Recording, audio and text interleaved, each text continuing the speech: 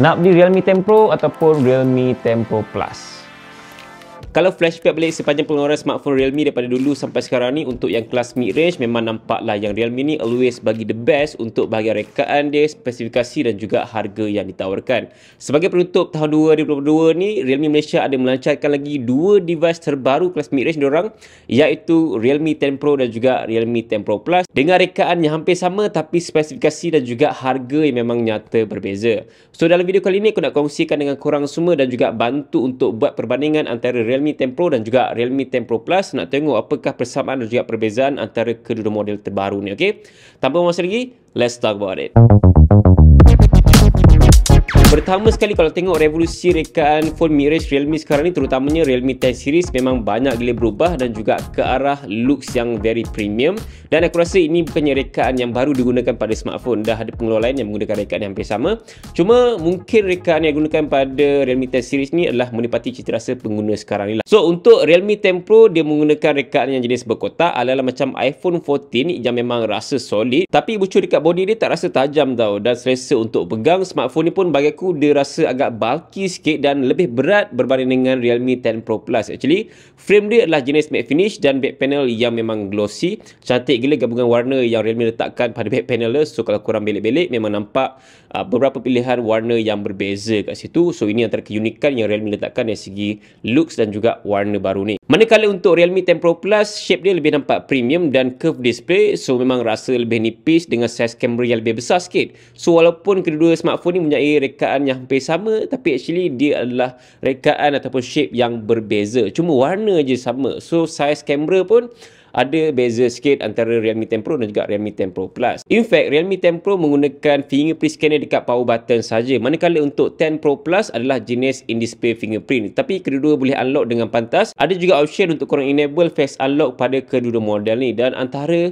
in-display fingerprint dan juga fingerprint dekat power button, mungkin untuk yang in-display fingerprint tu nampak lebih premium. Tapi untuk yang power button tu the less premium dan memang level mid-range yang biasa lah bagi aku. Secara keseluruhan, rekaan yang ada pada Realme 10 Pro bagi aku dia adalah sebuah phone yang memang solid, simple tapi still ada sentuhan yang premium. Dan aku rasa bulky jugalah kalau bandingkan dengan Realme 10 Pro Plus. Yes, dia adalah sebuah phone yang ringan and nipis, premium looks. Cuma kekurangan dia adalah feels untuk pegang tu macam kurang solid sikit sebab kita rasa nipis dan mungkin dia ada risk untuk slippery lah kalau korang always pegang. Lagi kalau pegang kat bahagian atas kepala tu kan untuk tengok Netflix ataupun tengok social media masa tengah baring. So possibility untuk terjatuh tu mungkin ada, tapi depends pada korang punya cara penggunaan juga. Tapi untuk aku lebih prefer untuk feels yang ada pada Realme 10 Pro. Rasa lebih solid, grip pun rasa lebih selesa lah berbanding dengan Realme 10 Pro Plus. Bercakap pasal screen display, kat sini adalah perbezaan yang paling ketara sekali untuk korang nilaikan sendiri dan pilih mana satu display screen yang korang suka antara kedua model ni.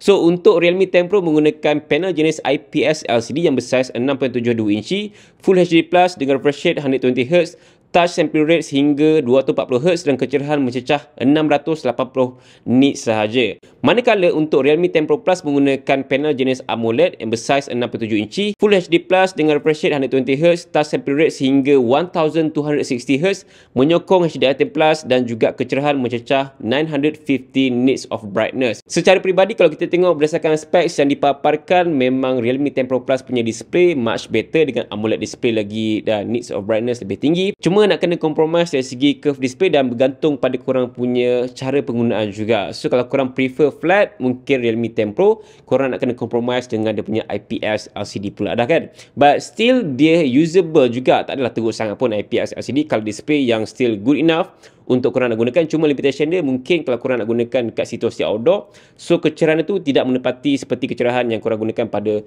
AMOLED screen dengan nits of brightness lebih tinggi lah. So dia mungkin akan gelap sikit. But untuk AMOLED, yes, dia feels yang lebih premium, color yang lebih accurate. Cuma dia adalah curve display yang mungkin untuk orang yang tak kisah atau suka, yes, curve display is the best. But orang yang tak berapa nak selesa, mungkin korang nak kena cuba dulu baru korang tahu sama ada curve display ni okey ataupun tak okey. Bercakap pasal teknologi display, aku difahamkan yang Realme invest hingga 15 juta USD untuk customization flagship level display pada phone baru diorang ni dan letakkan teknologi yang biasanya ada pada phone flagship Samsung dekat price segment macam Realme 10 series ni. Mungkin korang nampaklah kekurangan untuk Realme 10 Pro pada bahagian display dia adalah IPS LCD panel, tapi sebaliknya ada juga keunikan dan juga kelebihan yang Realme letakkan, iaitu bezel dia yang memang sangat nipis dekat bahagian tepi dengan saiz 1mm saja. So aku rasa memang nipis gila, and lagi nipis daripada iPhone 14 Pro Max yang berharga more than RM8,000 ni. So aku rasa macam agak weird at first sebab dia nampak macam tak kena sangat kan. Kiri kanan nipis tapi dagu bawah tu agak tebal. So kalau Realme nipiskan lagi dagu tu, much better lah display untuk Realme 10 Pro. Manakala untuk 10 Pro Plus mempunyai curve display yang memang narrow dengan teknologi 2160Hz PWM dimming pertama di Malaysia yang melegakan mata kita lah untuk tengok skrin waktu dalam gelap. Contoh kalau korang gunakan phone biasa dengan PWM dimming yang rendah, mungkin korang perasan yang black flicker dekat skrin dia membuatkan mata kita kurang selesa untuk tengok smartphone tu waktu dalam gelap. Tapi dengan teknologi 2160Hz ni, benda tu memang takkan perasan pun dan mata kita rasa macam sedap je memandang skrin untuk korang tengok video, scroll Facebook, TikTok dan sebagainya. So itu antara kelebihan yang Realme letakkan. Perkara lain lagi yang korang perlu tahu adalah kedua smartphone ni memang dah siap dengan stereo speaker pada bahagian atas dan juga pada bahagian bawah yang menyokong high res audio, dan bagi aku not bad lah untuk kelas mid range. Not the best dalam segmen dia, but still acceptable untuk tujuan normal entertainment. So kalau korang nak dengar lagu yang sedap-sedap, ada bass apa semua, kurang sesuai. Tapi kalau just nak tengok video biasa-biasa like Netflix tanpa gunakan TWS ataupun headphone, boleh lagi lah kita nak layan video tu kan. Seterusnya untuk prestasi pun ada beza yang ketara antara kedua-dua model smartphone ni. Walaupun dia adalah kelas mid-range yang sama, tapi performance wise dan juga skor benchmark tu memang nyata berbeza. Sebab Realme 10 Pro menggunakan chip Qualcomm Snapdragon 695 5G dengan 8GB RAM, manakala untuk Realme 10 Pro Plus di Malaysia menggunakan chip MediaTek Dimensity 920 5G dengan 8GB RAM ataupun 12GB of RAM. So ada dua pilihan RAM untuk Realme 10 Pro Plus di pasaran Malaysia nanti. Bagi aku penggunaan chip mid-range untuk kedua smartphone ni dah good enough untuk korang guna ataupun main game dah sebenarnya. Even skor benchmark untuk Realme 10 Pro Plus pun memang better sikit lah daripada Realme 10 Pro yang biasa. So kat sini ada pilihan, korang nak performance yang lebih sikit, ada 10 Pro Plus. Kalau nak performance yang okey tapi dikurang sikit daripada 10 Pro Plus, korang just dapatkan 10 Pro pun boleh sebenarnya. Untuk main game yang biasa okey, tapi kalau heavy game dalam masa yang lama-lama sangat tu mungkin kurang sesuai lah untuk Realme 10 Pro. Dan bercakap pasal performance, korang boleh boost lagi dia punya RAM. Untuk yang 10 Pro boleh tambah lagi 8GB menjadikan 16GB of RAM total, dan untuk yang 10 Pro Plus kalau korang beli yang 12GB of RAM boleh tambah 8GB menjadikan 24GB of RAM untuk 10 Pro Plus. So memang besar gila untuk korang boost lagi performance pada Realme 10 Pro dan juga 10 Pro Plus 5G. Cakap pasal gaming dekat curve display, ada satu isu yang biasanya akan terjadi pada orang yang biasa main game dekat phone curve, iaitu akan mistouch dekat bahagian curve tepi tu kan. Tapi dengan teknologi baru yang Realme letakkan pada Realme 10 Pro Plus, iaitu X-Touch anti mistouch, so benda tu akan menyelesaikan masalah untuk korang tidak asyik tersentuh dekat kawasan yang tidak sepatutnya masa tengah main game. So itu adalah salah satu teknologi yang aku rasa berguna lah untuk gamers kat luar sana untuk nak main game dekat Realme 10 Pro Plus ni. Untuk storan pun memang kedua-duanya mempunyai storan yang besar juga, iaitu 256GB. So aku rasa memang untuk phone mid-range, yes, 256GB tu adalah satu keperluan untuk korang letakkan banyak file, gambar dan sebagainya. Bercakap pasal ketahanan bateri, aku memang tak expect gila yang Realme boleh letakkan kapasiti bateri sebesar 5000mAh untuk Realme 10 Pro Plus yang senipis itu. Sebab aku rasa macam ringan gila kot smartphone ni. Dah rasa macam smartphone yang tidak sepatutnya menggunakan bateri sebesar itu lah. Tapi yes, Realme memang letakkan bateri 5000mAh untuk 10 Pro dan juga 10 Pro Plus. Kedua-duanya sama je bateri dia. Tapi 10 Pro tu memang possible lah dengan dia punya solidness dan juga bulky, berat dia tu. Actually memang 10 Pro lagi berat pada 10 Pro Plus tau. So walaupun 10 Pro Plus better, but still lagi ringan. So itu benda yang aku boleh puji pihak Realme lah. So kalau masuk dalam poket ke, nak pegang ke, tak rasa beban sangat smartphone tu. Untuk penggunaan harian, ketahanan bateri tu bukan satu isu yang korang perlu pening, sebab 5000mAh tu memang dah cukup sangat dah untuk korang nak guna daripada pagi sampailah ke malam. Cuma perbezaan dia hanyalah dari segi charger saja, sebab untuk Realme 10 Pro menggunakan fast charge 33W